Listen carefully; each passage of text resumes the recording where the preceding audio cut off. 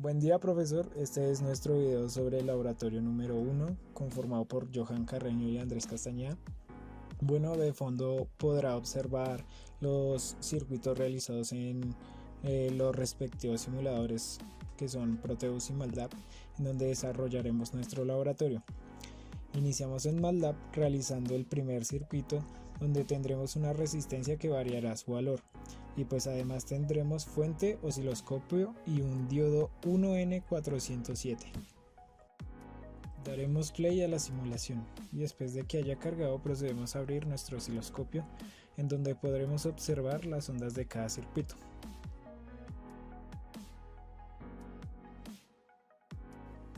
Luego empezamos a variar el valor de la resistencia para cada una de las pruebas, una con 100 ohmios, otro con 1 kilo ohmio y finalmente una con 10 kilo ohmios. E igualmente observaremos sus ondas en el osciloscopio. En este circuito vemos que se ha agregado un condensador de 330 microfaradios. Igualmente damos play y pues aquí en el tiempo de carga va a estar en 75%, esto porque anteriormente ya lo había iniciado y pues en la gráfica se veía cómo se cargaba y se descargaba nuestro condensador. Traté de alejarlo para ver si podíamos observar la variación, sin embargo no se logra apreciar tal proceso.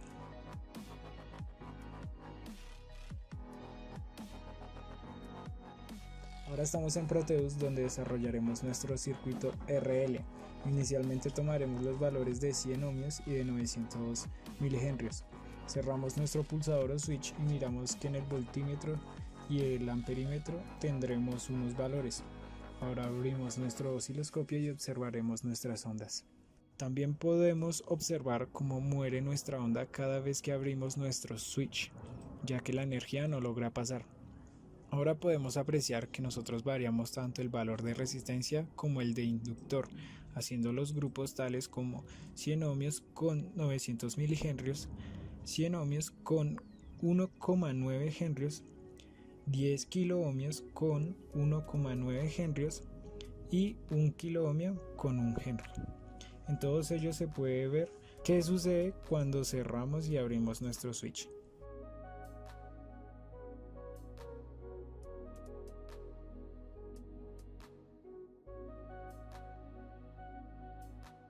Ahora haremos el último circuito, en donde tendremos dos diodos, valor de resistencia 1 kilo ohmio y un inductor de 1 henry.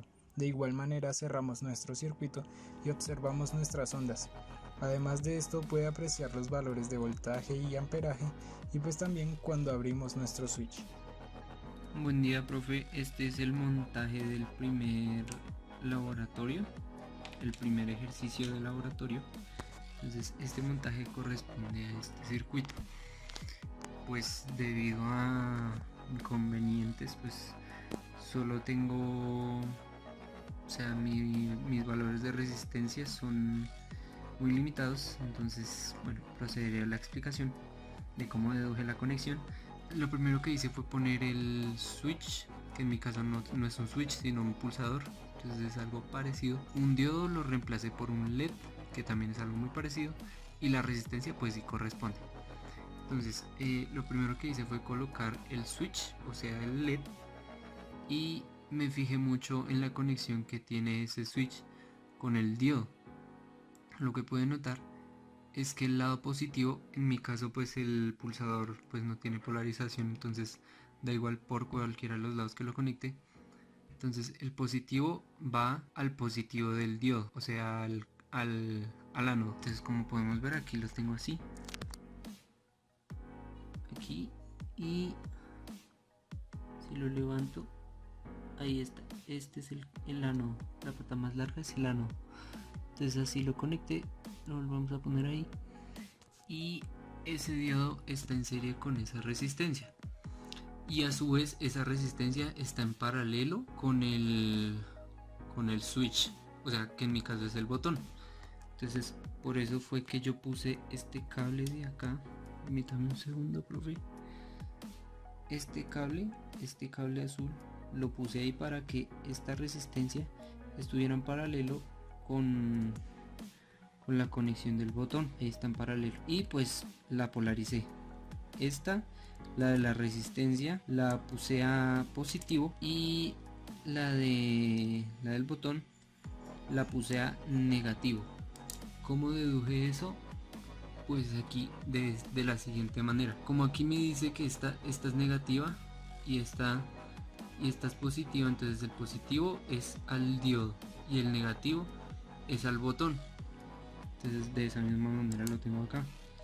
El positivo, que es el azul, la línea azul, este es el positivo, va al diodo, que pues está en serie con esta resistencia, y el negativo, que es el naranja, o sea esta línea de acá, va con el botón o con el switch. Este sería ya lo que viene siendo el segundo circuito que corresponde a este diagrama. Como podemos observar, lo único que se añadió fue una bobina, que en mi caso es una chicharra porque pues no la tengo en este momento, entonces decidí reemplazarla por eso, que es lo único que tengo acá a la mano. Deduje la conexión pues de la misma manera que la anterior, solo que aquí añadimos pues la bobina que está en serie con la resistencia, y pues en lugar de que como aquí la resistencia era en paralelo totalmente con todo el circuito en general, pues aquí cambiamos esta terminal por la de la bobina, que es esta terminal.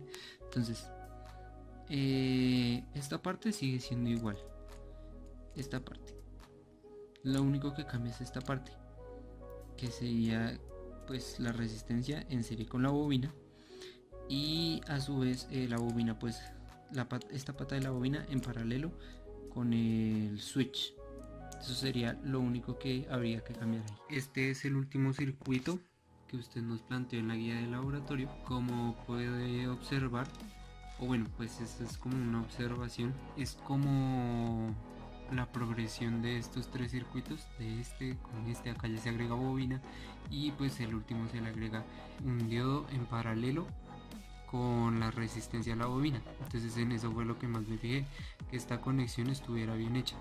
Entonces el cátodo con el cátodo del diodo, que pues en mi caso son LEDs, que es como lo más parecido que encontré. Y pues en mi caso, pues como ya le comenté, en vez de una bobina pues es una chicharra.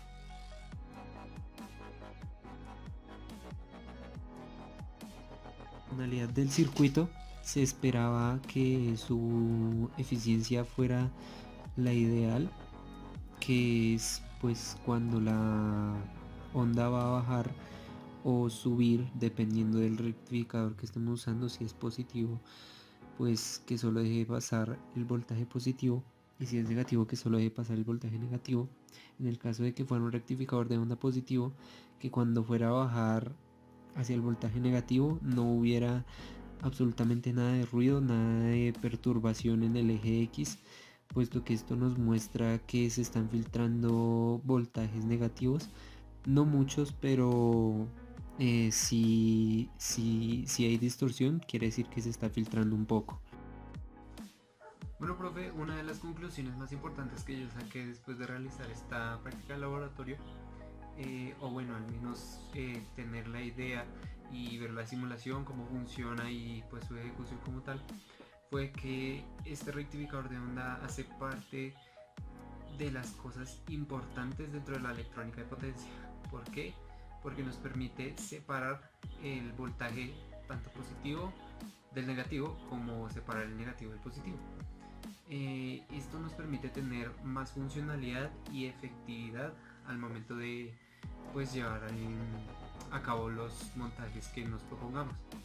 Otra conclusión importante es que estos, digamos, como estos filtros, por decirlo de otra manera, los podemos encontrar en otros ámbitos, como lo es la elaboración de instrumentos que tengan que ver con electrónica, como lo es, digamos, una guitarra eléctrica o un bajo, más que todo las guitarras eléctricas.